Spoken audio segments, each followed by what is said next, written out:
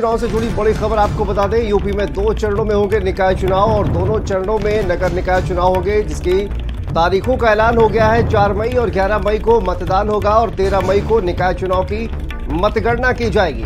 प्रथम चरण में बात की जाए तो 9 मंडलों में मतदान होगा और पहले चरण में सहारनपुर, शामली, मुजफ्फरनगर, बिजनौर, अमरोहा, मुरादाबाद और इसके अलावा संभल, आगरा, फिरोजाबाद, मथुरा, मैनपुरी, झांसी, जालौन, ललितपुर, कौशाम्बी, प्रयागराज, फतेहपुर, ये वो तमाम जिले हैं जहां पर 4 मई यानी कि पहले चरण में मतदान होगा।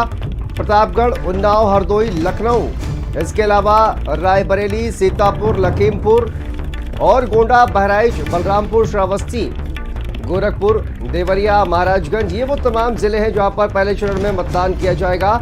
और दूसरे चरण की अगर बात की जाए तो यहां भी 9 मंडलों में वोटिंग होगी। मेरठ, हापुड़, गौतम बुद्ध नगर, गाजियाबाद, बागपत, बुलंदशहर, बदायूं, शाहजहांपुर, बरेली, पीलीभीत, हाथरस, कासगंज, एटा, अलीगढ़, कानपुर नगर, फर्रुखाबाद, इटावा, ये वो तमाम जिले हैं जहां पर दूसरे चरण यानी कि 11 मई को वोटिंग होगी।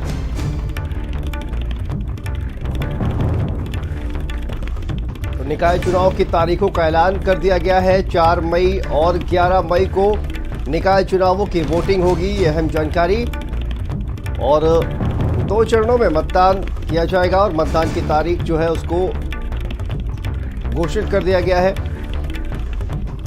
4 मई और 11 मई को मतदान होगा।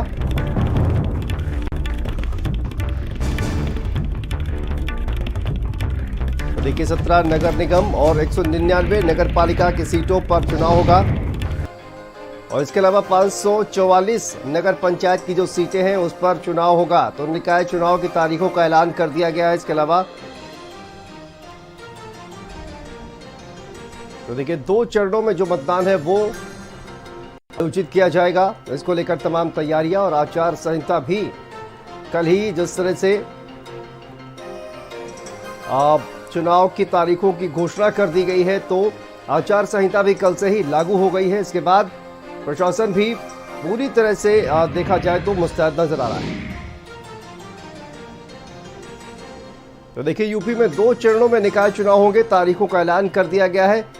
2 चरणों में नगर निकाय चुनाव आयोजित किए जाएंगे। 4 मई और 11 मई को मतदान होगा और 13 मई को निकाय चुनाव की मतगणना होगी।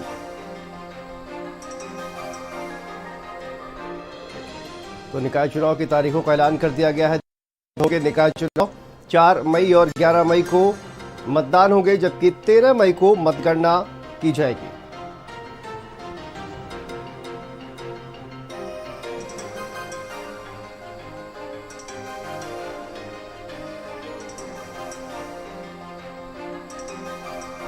और देखिए, पहले चरण की बात की जाए तो 9 मंडलों में मतदान होगा और इन 9 मंडलों में जो सहारनपुर, शामली, बिजनौर, अमरोहा, मुरादाबाद, रामपुर, ये वो जिले हैं जहां पर वोटिंग होगी। संभल, आगरा, फिरोजाबाद, मथुरा, जहां पर पहले चरण में यानी कि 4 मई को मतदान होगा। मैनपुरी, झांसी, जालौन, ललितपुर, कौशाम्बी, प्रयागराज, ये वो तमाम जिले हैं जहां पर पहले चरण यानी कि 4 मई को मतदान होगा। संजय, देखिए, निकाय चुनाव की तारीखों का ऐलान कर दिया गया है और बात की जाए कि 2 चरणों में मतदान जो है वो आयोजित किया जाएगा और इसके बाद आचार संहिता भी लागू हो गई है। किस तरह से प्रशासन तैयार है, क्योंकि कल ही हमने देखा जिस तरह से आचार संहिता लागू होने के बाद तमाम जो होर्डिंग्स हैं वो हटाना शुरू हो गया है। लेकिन बड़ी बात तो यह है कि 2 चरणों में जो मतदान है वो आयोजित किए जाएंगे। किस तरह से तमाम जो प्रत्याशी हैं वो तैयारियां कर रहे हैं और क्या जानकारी इसको लेकर?